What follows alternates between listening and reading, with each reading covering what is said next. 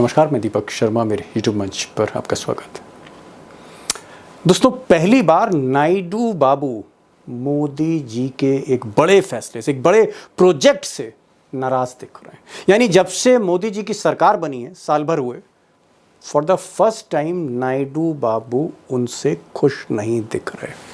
वो नायडू बाबू जिनकी बैसाखियों पर मोदी जी की सरकार चल रही है, वो किंग मेकर नायडू मोदी जी से फिलहाल नाराज हैं और ये नाराजगी कैमरे पर जाहिर करिए। जी हाँ, ध्यान रखिएगा, ये नाराजगी कैमरे पर मिस्टर नायडू ने पहली बार जाहिर की है। अब दोस्तों, अगर किंग मेकर नाराज हो जाए तो फिर किंग की शामत आ सकती है। इसीलिए बीजेपी बड़ी परेशान है जब से नायडू बाबू ने कैमरे पर यह बयान दिया है। अब नायडू बाबू के आगे मोदी जी झुकते हैं, यानी नरेंद्र सरेंडर करते हैं, या फिर नायडू बाबू अपनी बात पर अड़े रहते हैं। और अगर नायडू अड़े रहते हैं तो फिर आगे क्या होगा, कितने दिन मोदी सरकार चलेगी भी या नहीं चलेगी, ये तो मैं आपको बाद में बताऊंगा, तफसील से बताऊंगा, एक एक पॉइंट बताऊंगा। लेकिन पहले ज़रा ये जान लेते हैं कि भाई ये मोदी जी का प्रोजेक्ट क्या, ड्रीम प्रोजेक्ट क्या है, जिसका विरोध, मजबूरी कह लीजिए या फिर आप कंपल्शन कह लीजिए, कि मिस्टर नायडू को करना पड़ा। जिस प्रोजेक्ट का नायडू ने विरोध किया है और राजनीति में एक सरगर्मी सी आ गई है, वो प्रोजेक्ट है क्या, इसको समझते हैं 2 सेकंड में।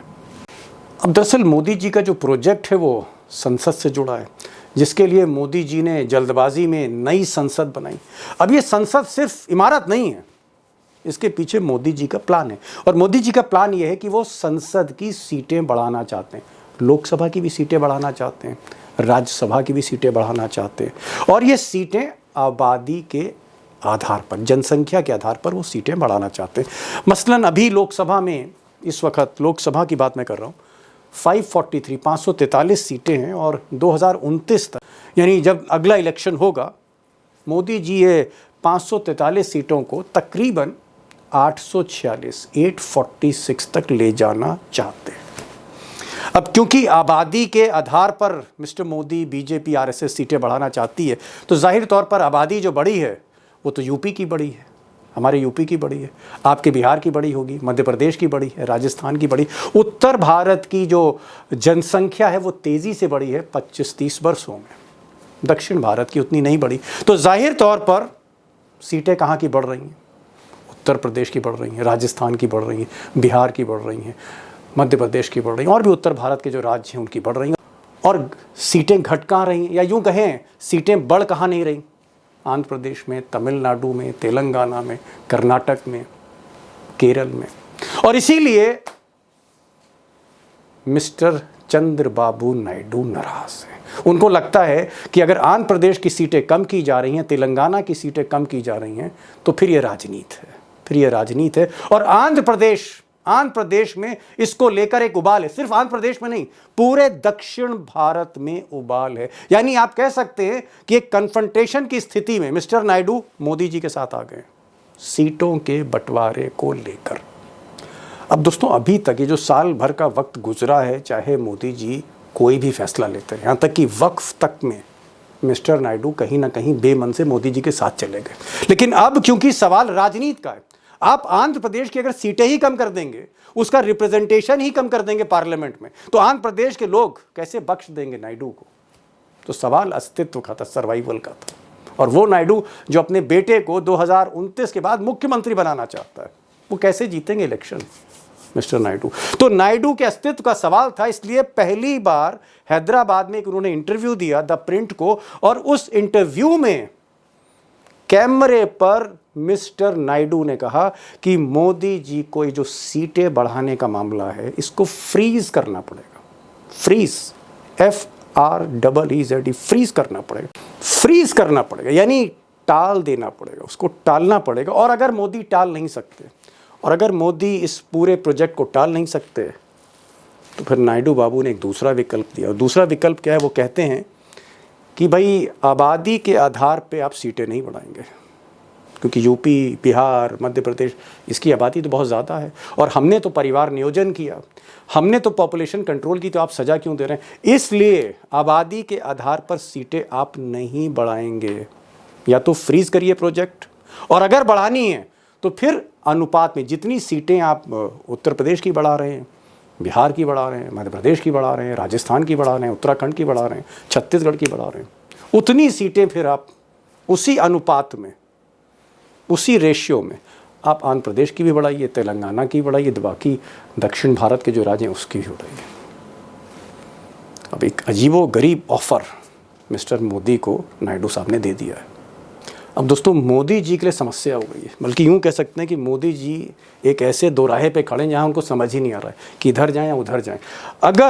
अगर वो नायडू बाबू की बात मान लेते हैं और उत्तर भारत की तरह दक्षिण भारत की भी सीटें उसी अनुपात में बढ़ा देते हैं, तो बीजेपी की जो नॉर्थ इंडिया की पॉलिटिक्स है, बीजेपी का जो गढ़ है, उसमें बीजेपी को नुकसान होगा, बीजेपी को नुकसान होगा। और बीजेपी को नुकसान होगा तो आरएसएस कैसे बर्दाश्त करेगी। तो एक तरफ पार्टी को नुकसान है अगर बात मान ले नायडू की, और अगर बात नहीं मानते दोस्तों नायडू की, नहीं मानते तो किंग मेकर नाराज है, और किंग मेकर नाराज है तो किंग से समर्थन वापस ले सकता है, तो फिर सरकार जा रही है। अब दोस्तों मैं ये नहीं कहना जा रहा हूँ कि नायडू बाबू कल समर्थन वापस लेने जा रहे हैं, अभी तो ये मसला बढ़ेगा, अभी तो हॉट अप हो रहा है इशू, लेकिन कन्फ्रंट्रेशन है दोनों तरफ से। लेकिन एक बात इंपॉर्टेंट है जिसको हमें ध्यान में रखना होगा, और वो बात ये है कि मोदी जी को समर्थन की ज़रूरत है। मोदी जी को नायडू की बैसाखी चाहिए, नायडू को मोदी की बैसाखी नहीं चाहिए।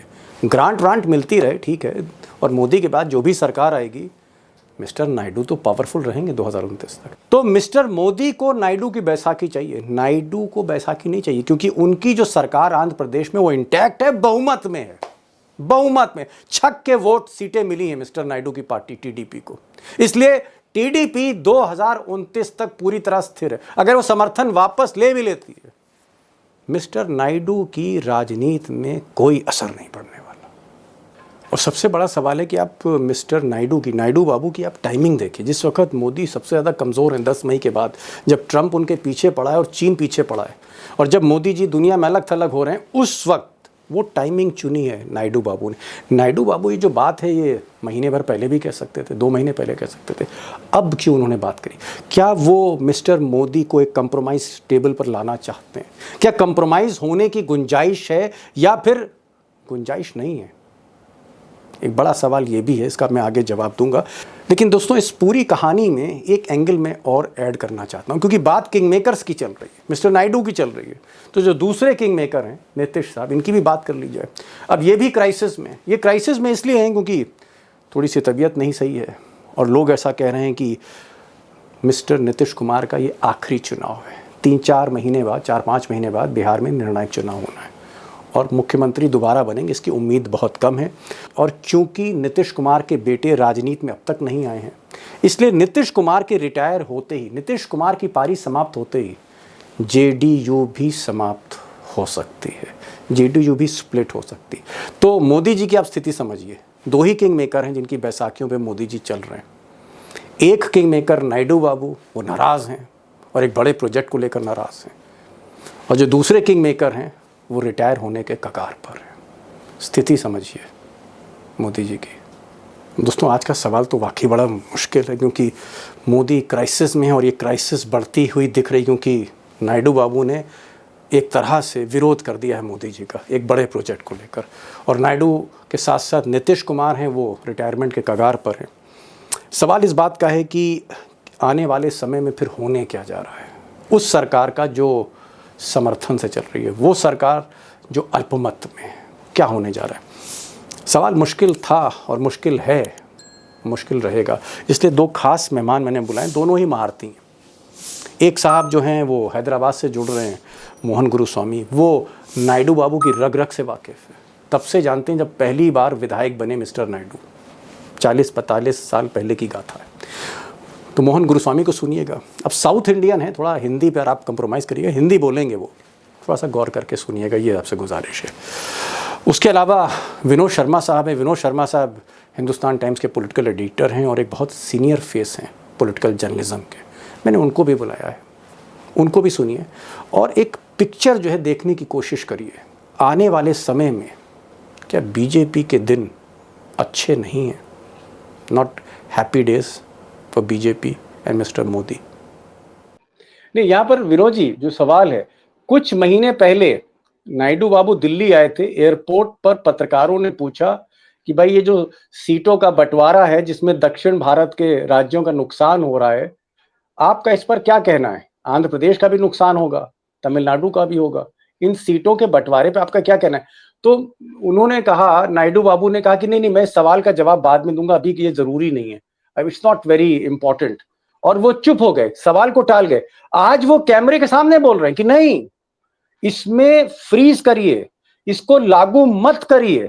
मैं समझता हूं कि सही वक्त पे ब्रेक लगी है और नायडू की पोजीशन बदलने वाली नहीं है। नायडू पहले ऑड बॉल था साउथ में, लेकिन अब सबकी एक ही पोजीशन हो गई। स्टॉलिन की भी वही है, नायडू की भी वही है, और सिद्धरामैया भी वही की भी वही है, और केरला की भी वही होने वाली है।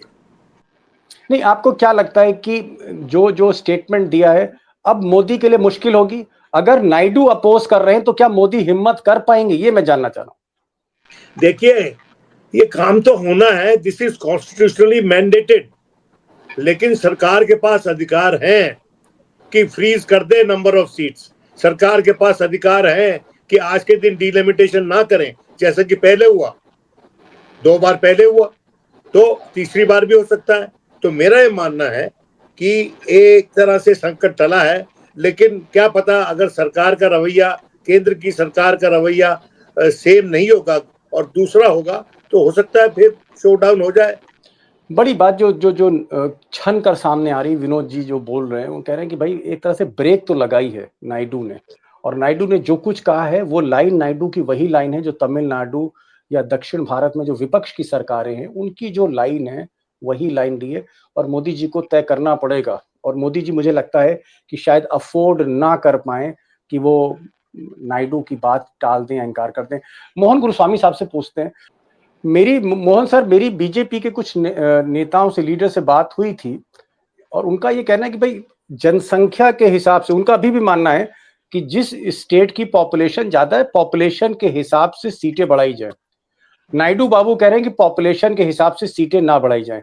यानी जो फॉर्मूला है बीजेपी के अंदर, जो फॉर्मूला बनाया जा रहा है या जो संविधान में, उसके उससे एकदम अलग खड़े हैं नायडू। एक कन्फ्रंटेशन दिखता है। आपको क्या लगता है कि ये कहीं ना कहीं अगर ये मसला आगे बढ़ा तो नायडू और मोदी वर्सेस भी हो सकता है? मैं ये पूछ रहा हूँ, कितना सेंसिटिव इशू है ये? नायडू नायडू जो पब्लिक सेंटिमेंट है साउथ में और आंध्र में है, उसके खिलाफ नहीं जा सकते।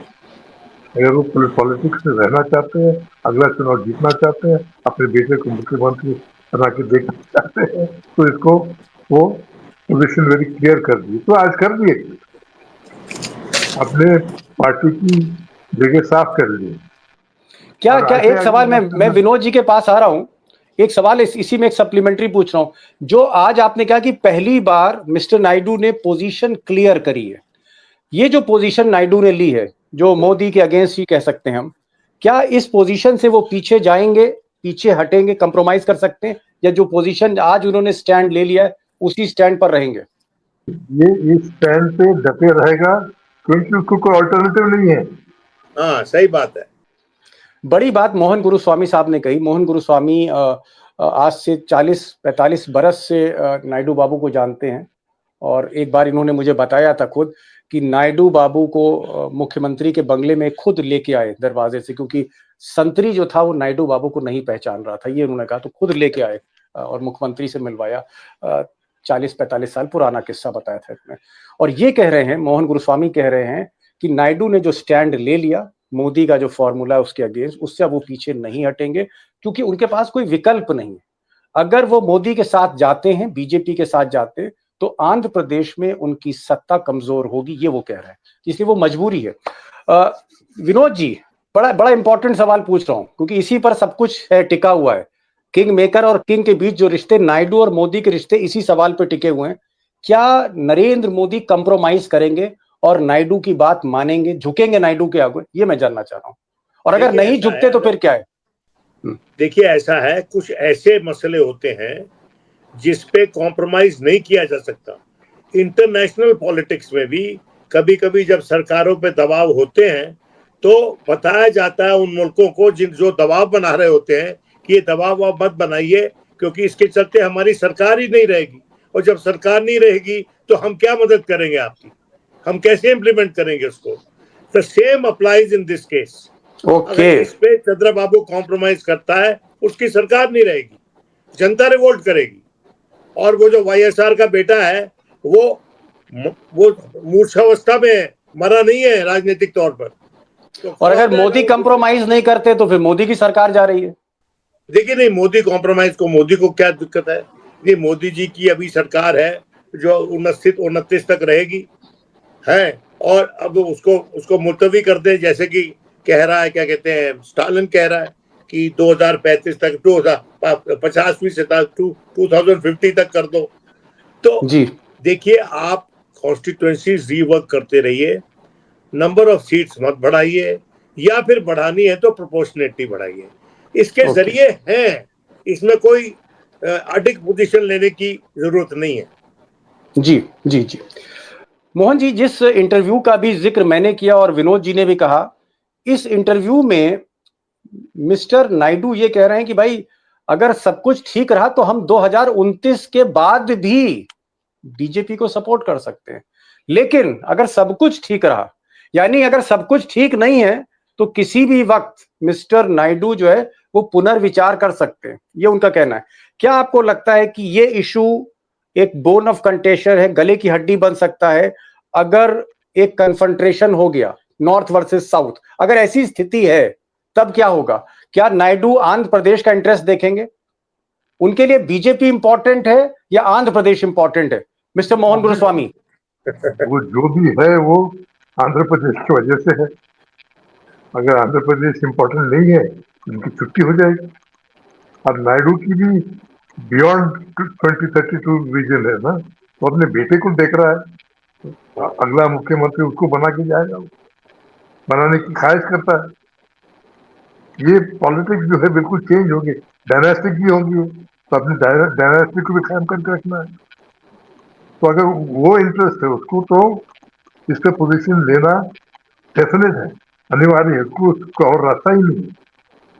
क्योंकि सेंटिमेंट जिस तरह मोदी ने अब तक हैंडल किया, जिस तरह साउथ में खासतौर नोटिस बोर्ड से हिंदी में लाना और इंडियन पीनल कोड का नाम ही चेंज कर देना, दूसरी चीज किया है, उससे रिएक्शन जी होते जा रहा है और बढ़ते जा रहा है। जी और ये दूसरा है कि हम लोगों ने अच्छा काम किया, हम लोगों ने पॉपुलेशन को कंट्रोल किया, तो हम उस पर हाँ, तो हम पे बोझ क्यों डाल रहे हैं? अच्छी सरकार बात कर सही रही, है। हम इनकम ज्यादा है, नहीं हमारा हमारे जीएसटी कॉन्ट्रीब्यूशन साउथ से सबसे ज्यादा है। जी उत्तर प्रदेश नहीं, के बड़ी बात तेलंगाना आपकी आपकी बात तेलंगाना मोहन जी, जैसा राज्य है। आपकी बात इंपॉर्टेंट है कि दक्षिण भारत के राज्यों ने परिवार नियोजन को सम्मान दिया, आपने जनसंख्या को नियंत्रित किया और उसकी सजा नहीं देनी चाहिए। लेकिन एक बात जो आपने इंपॉर्टेंट कही वो ये कि नायडू का भी जो जो इस वक्त विजन है 2029 के बाद का है, वो अपने बेटे को स्थापित करना चाहते हैं, अपने बेटे को 2029 के बाद मुख्यमंत्री बनाना चाहते हैं। आंध्र प्रदेश की जो राजनीति है वो टॉप प्रायोरिटी है, वो उनके लिए ज्यादा जरूरी है बनस्पत बीजेपी का साथ या मोदी का साथ। तो ये इन्होंने एक प्रायोरिटी सेट कर दी है। विनोद जी, भाई नायडू साहब पे तो बड़ी बातें हो गई, अब आप हैं और आप से अगर मैं उत्तर भारत की राजनीति ना डिस्कस करूं तो अंतिम सवाल मेरा ये है कि भाई नायडू बाबू को तो चलिए ठीक है, उन्होंने एक स्टैंड ले लिया, ये बताइए नीतीश कुमार कितने दिन के मेहमान हैं? क्या इलेक्शन के बाद they will be no Nitish in Bihar? BJP जीते हारे 3-4 महीने बाद वहां चुनाव होना है, उसके बाद आपको नीतीश का फ्यूचर क्या दिख रहा है? क्योंकि वो भी किंग मेकर है, नायडू का अरे भाई, जिक्र है तो मेरे नीतीश अभी दिमाग भी में कहाँ नीतीश का। है? देखिए, ऐसा है कि जेडीयू ने अपने पांव पे खुद कुल्हाड़ी मार ली इस बात को मानकर कि नीतीश जी की जगह पर उनके बेटे को मुख्यमंत्री बना दिया जाए।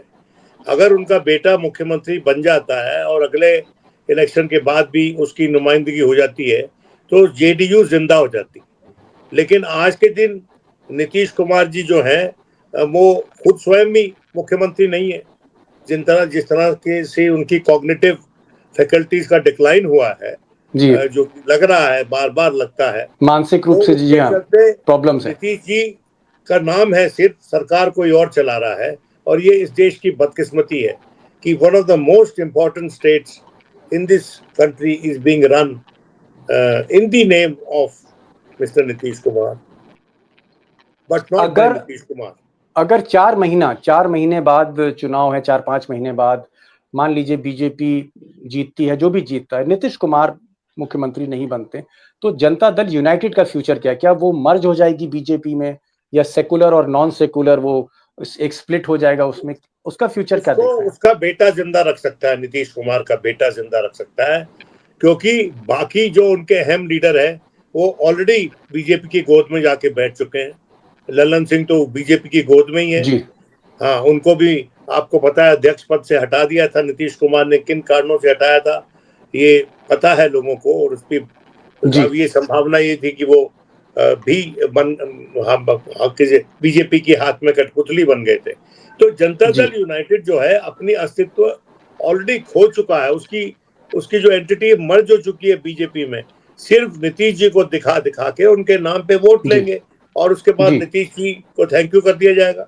अब मोहन गुरुस्वामी का बहुत बहुत शुक्रिया कि उन्होंने हिंदी बोली मेरे कहने पर, और ठीक ठाक हिंदी बोली। मुझे लगता है आपकी बातें समझ में आई होंगी। मोहन गुरुस्वामी ने एक बड़ी इंपॉर्टेंट बात कही। उन्होंने कहा कि जो प्रोजेक्शन है चंद्रबाबू नायडू का, वो 2029 के बाद अपने बेटे को मुख्यमंत्री बनाने के लिए पूरी तरह फोकस्ड है। यानी कहीं ना कहीं नायडू आंध्र प्रदेश की राजनीति पर फोकस्ड है। दिल्ली की सरकार आती है जाती है, उनको बहुत ज़्यादा इसकी परवाह नहीं। ठीक है, पैसे उनको मिल रहे हैं, प्रोजेक्ट्स मिल रहे हैं, जो भी सरकार होगी उनको देगी, उनकी स्थिति मजबूत है। और विनोद शर्मा ने एक बात ज़रूर कही कि कंप्रोमाइज़ की स्थिति इसलिए नहीं दिखती क्योंकि आंध्र प्रदेश की राजनीति, आंध्र प्रदेश की राजनीति, आंध्र प्रदेश की जनता, आंध्र प्रदेश का वोटर, वो सर्वोपरि है। ऑक्सीजन मोदी नहीं दे रहे मिस्टर नायडू को, मिस्टर नायडू ऑक्सीजन दे रहे हैं। मोदी ऑक्सीजन देने वाला वो इंपॉर्टेंट है।